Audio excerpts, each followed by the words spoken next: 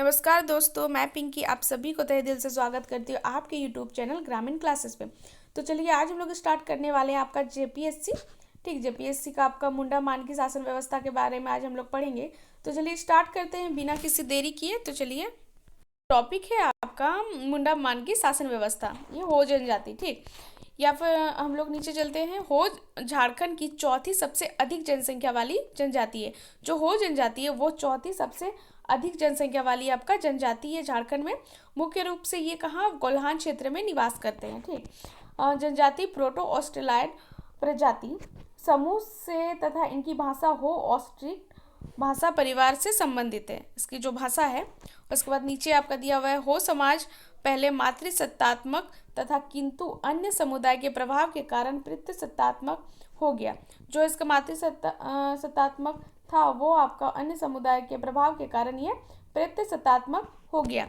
इसकी पारंपरिक शासन व्यवस्था को मुंडा मानकी शासन व्यवस्था कहा जाता है। जो पारंपरिक शासन व्यवस्था है उसको आपको क्या कहा जाता है? मुंडा मानकी शासन व्यवस्था। ठीक, यह भारत की पहली गणतांत्रिक व्यवस्था मानी जाती है, पहली गणतांत्रिक व्यवस्था। ठीक, उसके बाद है यहाँ पे आपका विल्किंसन रूल के अनुसार 1847 ईस्वी में इस शासन व्यवस्था को मान्यता कैप्टन विल्किंसन द्वारा दी गई, मान्यता दी गई। ठीक, कब?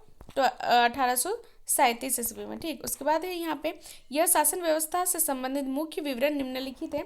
सबसे पहले आपका मुंडा में देखिए क्या दिया। हो जनजाति की शासन व्यवस्था में गांव का प्रधान मुंडा कहलाता है। जो गांव का प्रधान होता है उसको मुंडा कहते हैं। यह गांव का मालगुजारी तथा सामाजिक एवं न्यायिक दायित्वों का निर्वहन करता है। सामाजिक एवं सबसे पहले आपका मालगुजारी फिर न्यायिक। ठीक, उसके बाद दो है। उसके बाद नीचे आपका दिया हुआ है देखिए, इसके सहायक को डाकुआ कहा जाता है। जो इसका सहायक होता है उसको डाकुआ कहा जाता है।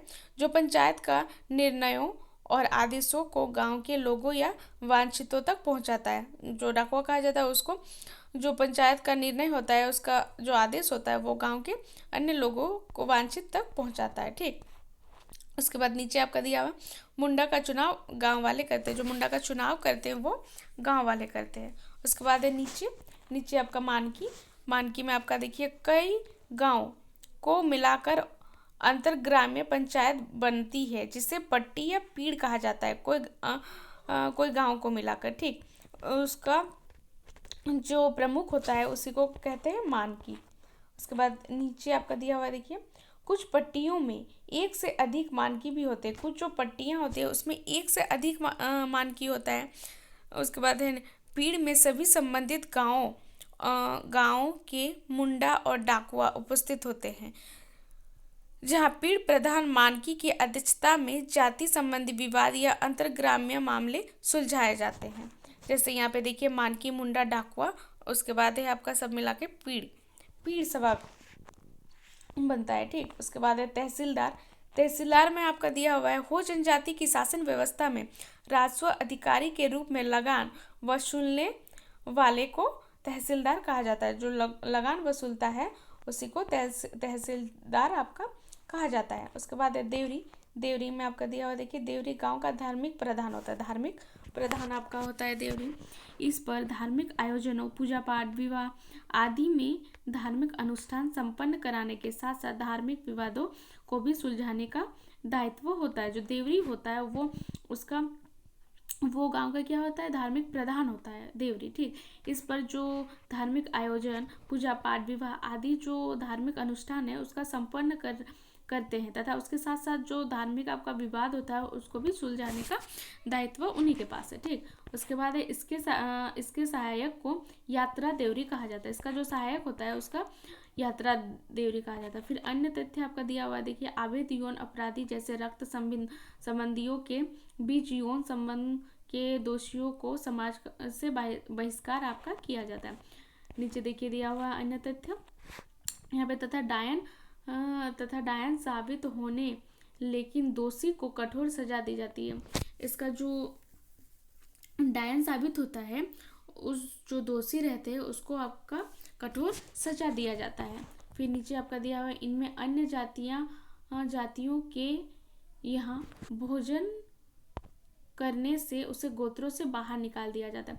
यहाँ पे क्या होता है, जो अगर मतलब एक जाति दूसरे जाति के वहाँ अगर भोजन कर लेता है तो उसको आपका गोत्रों से बाहर निकाल दिया जाता है। उसके बाद तीसरा है आपका, पर दोषी द्वारा जातीय भोज देने पर उसकी पूर्णवासी हो जाती है। फिर अगर जो दोषी रहता है उसके द्वारा अगर जातीय भोज अगर वो दे देता है तो उसका जाति में, अपना जाति में पूर्णवासी आपका हो जाता है। उसके बाद नीचे में है आपका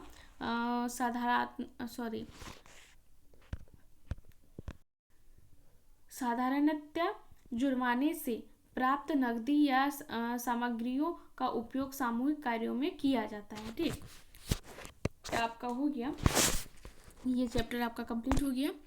तो हम लोग इसका मुंडाबान की शासन व्यवस्था, इसका आज मैंने पूरा बता दिया। तो कल हम दूसरा टॉपिक लेके आएंगे।